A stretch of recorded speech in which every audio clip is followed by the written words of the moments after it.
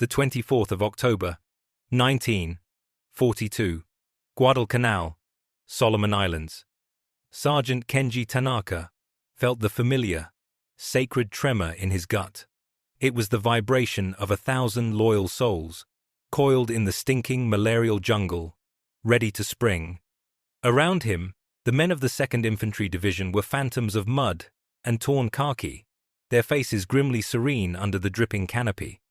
Their Arisaka rifles, cleaned to a state of grace, were held with a reverence usually reserved for ancestral swords. Tonight, they would perform a sacrament of violence. They would charge across the Lunga River, crash through the American perimeter, and seize the airfield they called Henderson. It would be an act of pure will, a testament to the supremacy of the Japanese fighting spirit. From the American lines, less than 200 meters away, came the occasional lazy cough of a machine gun, the chatter of voices, and a strange, rhythmic, mechanical sound. Shuck-shuck. Shuck-shuck. Tanaka scowled. It was a clumsy, graceless noise, the sound of a faulty machine. It lacked the clean, decisive click-clack of a Mauser or Arisaka bolt. It was, he decided, the sound of an amateur army, a nation of shopkeepers playing at war. He and his men were samurai, heirs to a 1,000-year tradition of martial purity. The Americans were a temporary infection, a rabble of gangsters and farmers who had stumbled into history. This battle, this war, would be decided by spirit, Yamato Damashi, not by crude machines. But they, the soldiers of the emperor, honed by the ancient code of Bushido and armed with the finest rifles, were about to discover that the Americans had not come to fight a duel of spirit, but to manage an industrial process of extermination. Their chosen tool for this close-quarters work was not a sword, nor even a rifle, but a simple, brutal pump-action shotgun. The Winchester Model 1897 trench gun, a weapon designed for hunting birds, had been requisitioned for the far grislier task of hunting men in the dark. Each of its 12-gauge shells was a miniature claymore, packed with 9 lead balls of .33 caliber, each one a lethal projectile in its own right. The Americans had brought a tool of industrial agriculture to a spiritual crusade, and in doing so, they would prove that a war between a 20th-century industrial titan and a feudal warrior society was not a contest, but an execution. The air, thick and wet as a blanket, suddenly split apart. The whistle shrieked, a piercing cry that cut through the chirping of insects and the distant growl of artillery. It was the signal. A low, guttural roar rose from the jungle floor as 1,000 men surged to their feet. Tenoheika Banzai. The cry was not just a shout. It was an invocation, a prayer to the Emperor God, a release of all fear and all doubt. Sergeant Tanaka was at the forefront of his platoon, his bayonet fixed, the polished steel, a sliver of moonlight in the oppressive darkness. He felt an ecstatic sense of purpose. This was the moment a Japanese soldier lived for, the headlong, unstoppable charge into the teeth of the enemy, where a man's soul could be forged into legend. He ran, his legs pumping through the viscous mud, his rifle held at a perfect port arms. To his left and right, his men formed a ragged, charging wave of humanity, their own bayonets glinting, their voices joined in the single, deafening cry for their emperor. They burst from the tree line, a human tsunami of righteous fury, and descended toward the American positions. The first machine guns opened up, predictable, methodical. Men fell, as they were expected to fall. It was the price of glory. Tanaka's eyes were fixed on the sandbagged line ahead. He could see the silhouettes of helmets, the flashes from rifle muzzles. He braced himself for the duel, the moment of truth, where his blade would find American flesh. Then came the sound again, but it was no longer distant or clumsy. It was immediate, multiplied 100 times, and it was the sound of doom.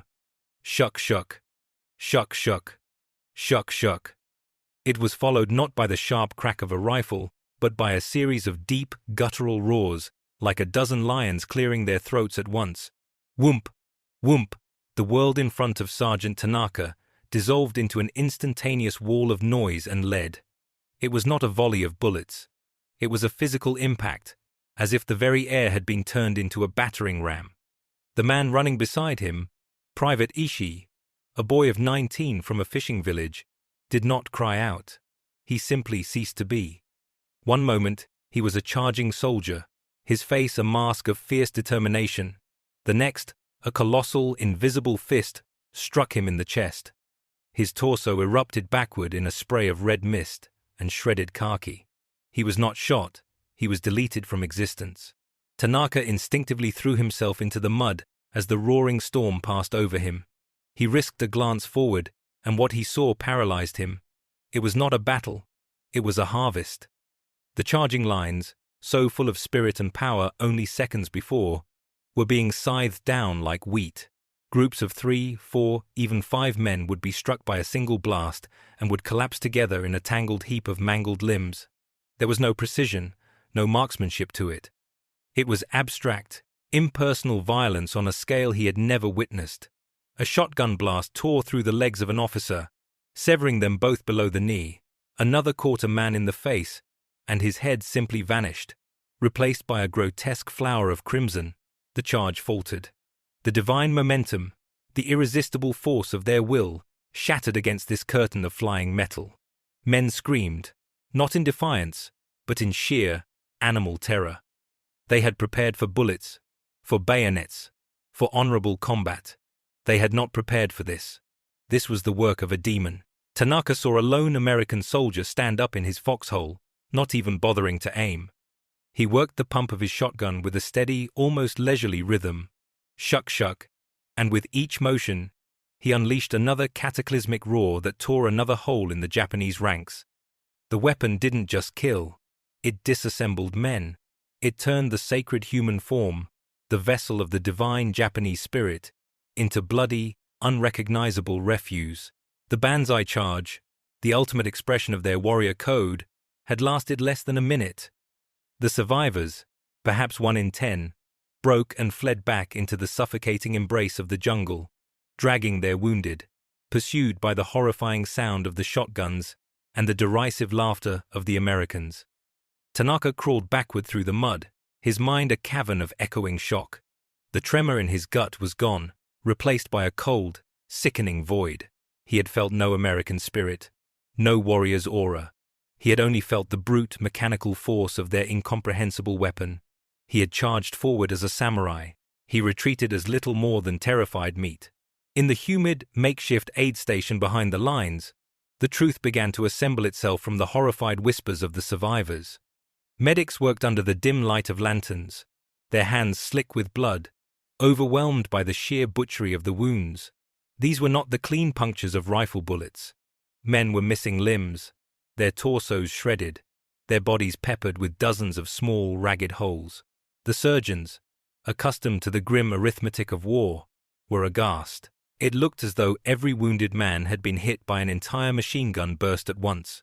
Days later, a reconnaissance patrol returned with a prize, one of the American shotguns, and a bandolier of its strange fat shells. The weapon was brought to Captain Ito, Tanaka's company commander, a man known for his cold, analytical mind. Tanaka, his arm in a sling from a piece of shrapnel, was present as the officers gathered around a crude table to inspect the enemy's arm. Their initial reaction was contempt. The weapon was a Winchester Model 1897, a design already 50 years old. It was crudely made, with a long, unrifled barrel and a clumsy-looking wooden slide. There was no elegance to it, none of the fine machining of an Arisaka or the robust engineering of a German Mauser. It looked like something a farmer would use to shoot crows. An officer sneered. "They fight us with hunting tools. This is an insult." Captain Ito silenced him with a glance. He picked up one of the shells. It was thick and made of paper and brass, another sign of shoddy civilian manufacturing. With the tip of his knife, he carefully pried open the top. He poured the contents into his palm. The officers leaned in closer. In Ito's hand lay a small pile of grey gunpowder and 9 perfectly round lead balls. They were heavy, each the size of a pistol bullet. Tanaka stared at the 9 pellets. The cold void in his stomach returned. The brutal mathematics of their defeat began to dawn on him. Captain Ito, his face a grim mask, began to speak in a low, disbelieving monotone. "One shell," he said, rolling a single lead ball between his fingers, "contains 9 projectiles. Each one is .33 caliber. The same diameter as a Nambu pistol round." He paused, letting the weight of the statement settle. "Every time an American soldier pulls the trigger, he is firing 9 pistol bullets at once." A junior lieutenant, still clinging to the doctrine he had learned in Tokyo, scoffed. "But it is inaccurate. A smoothbore weapon cannot strike a target at any distance. Our rifles are accurate to 500 meters." "We did not charge them from 500 meters, Lieutenant," Ito said, his voice dangerously quiet. "We charged them from 50, in the jungle, at night. At that range, accuracy is irrelevant. This is not a rifle. It is a handheld cannon. It does not fire at a man. It fires at an area, and any man in that area is torn to pieces." Ito worked the pump action. The shuck-shuck sound filled the tent, and every survivor flinched. "Our Type 38 rifle. A soldier can fire perhaps 15 aimed shots in 1 minute. This weapon, it can be fired as fast as a man can work his arm," he demonstrated, working the slide back and forth with a terrifying speed. 5 shots in 3 or 4 seconds, perhaps less. Some of these models can be slam-fired. The trigger is held down, and the weapon fires the instant the action is closed. The officers were silent. The air in the tent grew heavy, thick with the smoke of their collapsing ideology. Captain Ito was not finished.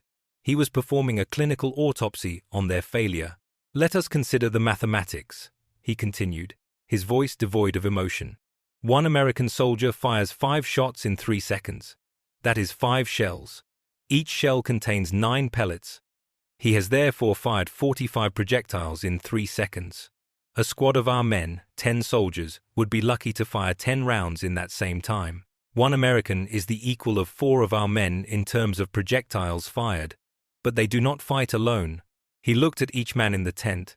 "Imagine a line of only 20 such men. In the first 3 seconds of our charge, they can fill the space before them with 900 lead balls. 900. It is not a volley of fire.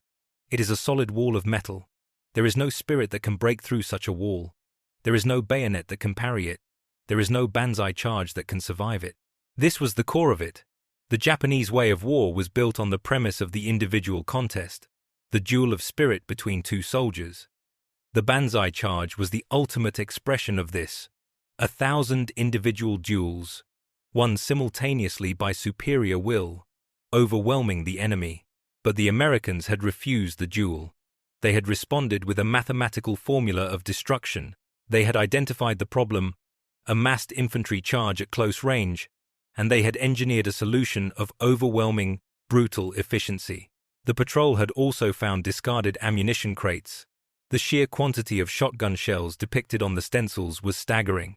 The Americans treated this ammunition as an infinitely renewable resource. For Tanaka's platoon, every cartridge was precious, to be conserved and used with precision. The Americans expended it with the thoughtless profligacy of a man throwing seeds in a field. An American shotgunner might carry 100 shells, giving him the ability to fire 900 projectiles personally. An entire Japanese company might not possess that many rounds for its machine guns. They had discovered that the Americans did not count bullets. They measured them by the ton. Tanaka finally understood. They had not been defeated by superior soldiers. They had been defeated by a superior system of production. The shotgun in the Americans' hands was merely the final, ugly delivery mechanism for a philosophy that had already conquered them before the first shot was fired. It was the philosophy of the assembly line, of mass production, of overwhelming quantity. It was a philosophy that rendered courage, honor, and spirit tragically, hopelessly irrelevant. They had brought swords to a factory. The failure of the October offensive on Guadalcanal was a wound from which the Japanese Imperial Army's spirit never truly recovered. The shotgun was not the only reason, but it became a terrifying symbol of the new reality. The Banzai charge, the spiritual centerpiece of their infantry doctrine, was exposed as a form of ritualized suicide in the face of such weaponry. Reports from the front lines were filled with a new kind of dread. Soldiers no longer spoke of a glorious death in a valiant charge, but of a terrifying anonymous end in a storm of lead. Commanders, desperate to adapt, began to change tactics. They forbade the massive suicidal charges. Instead, they ordered small unit infiltration, guerrilla tactics, fighting from fortified positions. But this shift was a poison to the army's soul. It was an admission that their core belief that Japanese spirit could overcome any material disadvantage was a lie. To ask a soldier trained for the glory of the Banzai to instead sneak through the jungle like a thief was to break him ideologically. Hesitation replaced fervor. A deep, gnawing uncertainty began to eat away at the army's morale. A new term entered the soldier's lexicon: shakku-shakku, no oto, the shuck-shuck sound. It became a phantom that haunted the jungle nights. Men on listening posts would hear a branch snap and freeze, their blood turning to ice, straining to hear if it was followed by that simple mechanical noise. The sound of an American soldier chambering a shotgun shell became more feared than the roar of artillery or the drone of aircraft. The former were impersonal forces of war, but the shotgun was intimate. It was the sound of one man, just meters away in the darkness, preparing to obliterate you. Sergeant Tanaka saw the systemic collapse firsthand. He watched as veteran soldiers, men who had faced death without fear in China, began to crumble. They grew jumpy, their eyes constantly scanning the shadows. The will to fight was still there, but it was corroded by a sense of utter futility. How could you fight an enemy who refused to fight fair? How could you prove your spiritual superiority to a cloud of metal pellets? The shotgun was a metaphor for the entire American war effort. The Japanese had revered the rifle, a weapon of skill and precision.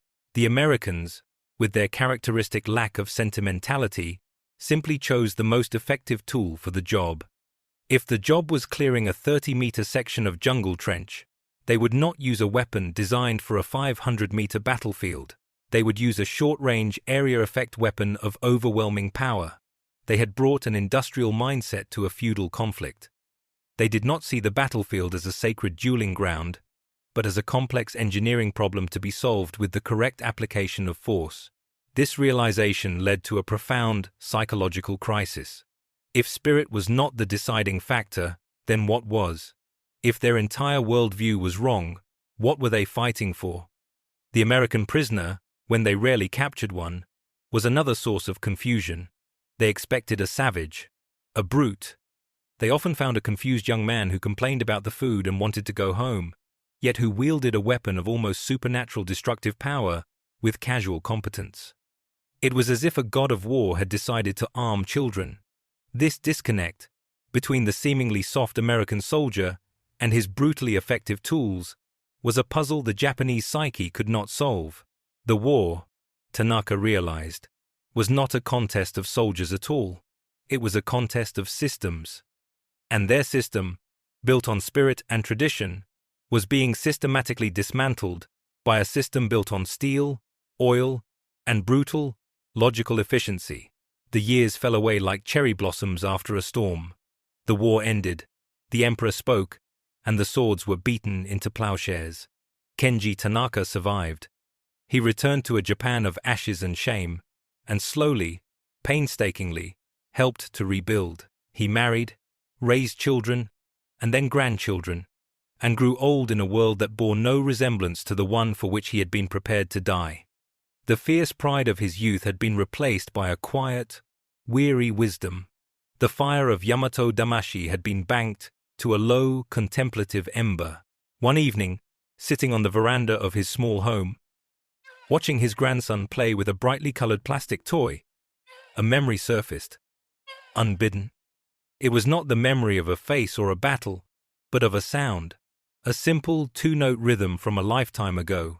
Shuck-shuck, the sound of a world ending. His grandson, seeing the distant look in the old man's eyes, came and sat beside him. "Grandfather, what were they like? The Americans you fought in the war?" Tanaka was silent for a long time, the chirping of the cicadas filling the space between them. He looked at the boy's innocent face, so far removed from the mud and blood of Guadalcanal. How could he possibly explain it?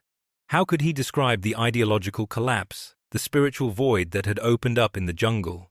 We thought we knew who they were, Tanaka said at last, his voice raspy with age. We were told they were soft, a decadent people who cared only for money and comfort. We believed our spirit, our training, our willingness to die, made us superior. We believed the war would be a contest of wills, a duel between warriors. He picked up a small, smooth stone from the garden. We trained our entire lives to be the perfect blade, he said, turning the stone over in his palm, to strike with precision and spirit. We thought a soldier's soul was the sharpest weapon on earth. We went to Guadalcanal to prove it. He looked from the stone to his grandson's curious eyes. But the Americans did not meet us with a better blade. They met us with a hammer. A crude, heavy, simple hammer that cared nothing for our form or our spirit. It just fell, over and over. It did not duel. It crushed. The old man's gaze drifted back toward the setting sun, but he was seeing a different darkness, a jungle canopy, thick with dread. We thought we were fighting soldiers, trained in the ancient art of war. We were wrong. We were fighting factory workers, armed with the tools of mass production. That sound, that terrible sound their weapon made, it was not the sound of a warrior. It was the sound of a machine doing its job. They didn't defeat our army on the battlefield. They disassembled it, piece by piece, with a terrifying casual efficiency we could never have imagined. We prepared for a clash of souls, and they responded with a calculation of brutal mathematics. It was in that moment I knew. We were not fighting a nation. We were fighting a factory, and the factory would always win.